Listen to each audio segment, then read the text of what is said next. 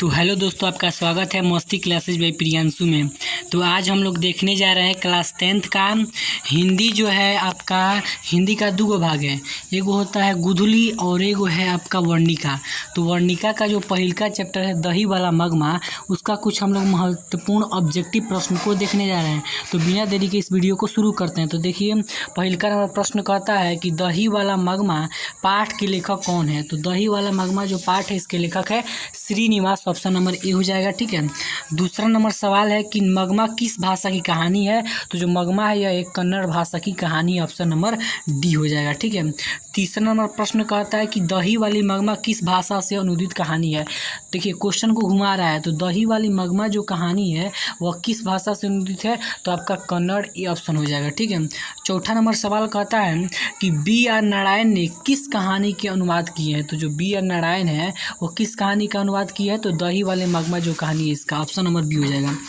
पांचवा नंबर सवाल है कि श्रीनिवास जी का जन्म कहाँ हुआ था। तो श्रीनिवास जी का जन्म कोलार के कर्नाटक में हुआ था। ठीक है। अब आता है छठवां नंबर प्रश्न की मगमा क्या बेचती थी। तो जो मगमा थी वो क्या बेचती थी, दही बेचती थी। ऑप्शन नंबर सी हो जाएगा। ठीक है।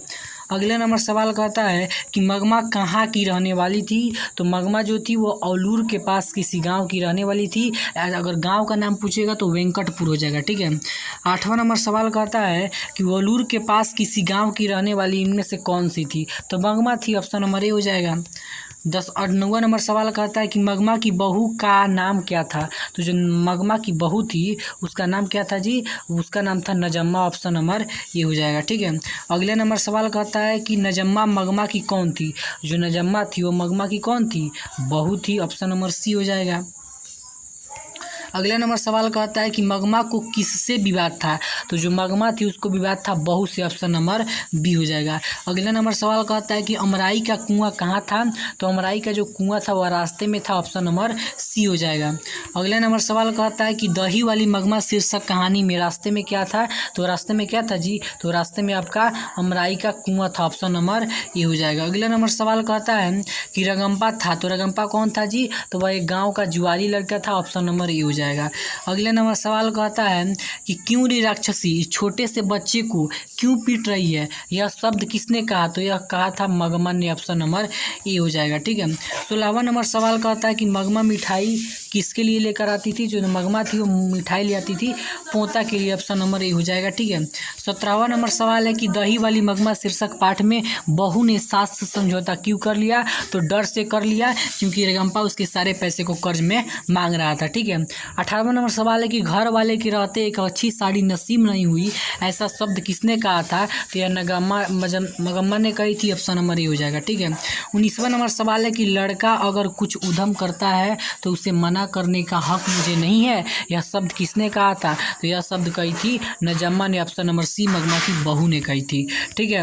अब आता है कि दही वाली मगमा शीर्षक कहानी जो है वो किस कहानी से साभोर ली गई है। तो कन्नड़ कहानी से लिया गया। ऑप्शन नंबर डी हो जाएगा।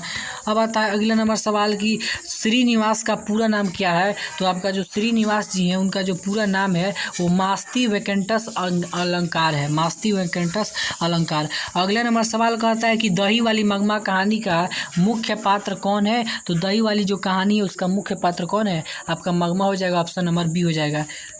23वां नंबर सवाल है कि मगमा जो है किस शहर में दही बेचती थी। तो जो मगमा थी वह बेंगलुरु में दही बेचती थी। ऑप्शन नंबर सी हो जाएगा।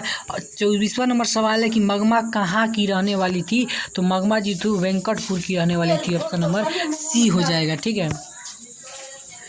अगला नंबर सवाल कहता है आपसे कि मगमा की अपनी बहू से किसको लेकर के विवाद था। तो किससे विवाद था जी, तो पोता से था आपका विवाद। ऑप्शन नंबर बी हो जाएगा। 26वां नंबर सवाल कहता है कि मगमा के परिवार में कुल कितने आदमी थे। तो मगमा के परिवार में कुल कितने आदमी थे, 4 आदमी। ऑप्शन नंबर डी हो जाएगा। अगला नंबर सवाल कहता है कि 27 नंबर कि दही वाली मगमा कहानी किस संदेश देता है। तो बहू को देता है। ऑप्शन नंबर सी हो जाएगा। 28वां नंबर सवाल कहता है कि गाँव जुआरी किस व्यक्ति का था। तो रगम्पा था, जुआरी लड़का। 29वां नंबर सवाल कहता है कि मगमा कैसी थी। तो मगमा जो थी एक अंधविश्वासी थी। ऑप्शन नंबर सी हो जाएगा। तीसरा नंबर सवाल है कि कथाकार को बरसों से मगमा कौन सी वस्तु को देती थी, तो वो आपका दही देती थी। ऑप्शन नंबर ए हो जाएगा। ठीक है, एक तीसरा नंबर सवाल कहता है कि मगमा एवं नजमा के बीच झगड़ा मिटाने का अच्छा संबंध स्थापित करने का माध्यम कौन था, तो वह था आपका मगमा का पोता था। ऑप्शन नंबर बी होता था, जिसके पोता के लिए वह मिठाई लेकर के आती थी। बहू की दशा कैसी थी, जो बहू थी उसकी दशा थी मगरमच्छ के जैसा। 35वां नंबर सवाल आपसे कहता है कि मगमा जो थी बरसों से किस विधि से दूध दिया करती थी, तो वह आपकी बारी से विधि से जो दूध दिया करती थी और दही दिया करती थी, जो कि 1 महीना पर लोग पैसा देते थे। अगला नंबर सवाल है कि शहरों में रोज आकर दही देना और महीने बाद पैसा लेना को कहते हैं, तो आप बारी कहते हैं। ऑप्शन नंबर बी हो जाएगा। अगला नंबर सवाल कहता है आपका, देखिए तो आपका ये दही वाला मगमा जो पार्ट है, इसमें इतना ही आपका ऑब्जेक्टिव प्रश्न था। तो जितना भी ऑब्जेक्टिव प्रश्न था उसको हम करा दिए। अगर आपका हमारा यह वीडियो अच्छा लगा हो तो हम वीडियो को ज़्यादा से ज़्यादा लाइक करें, शेयर करें और ऐसे ऐसे वीडियो को देखने के लिए अभी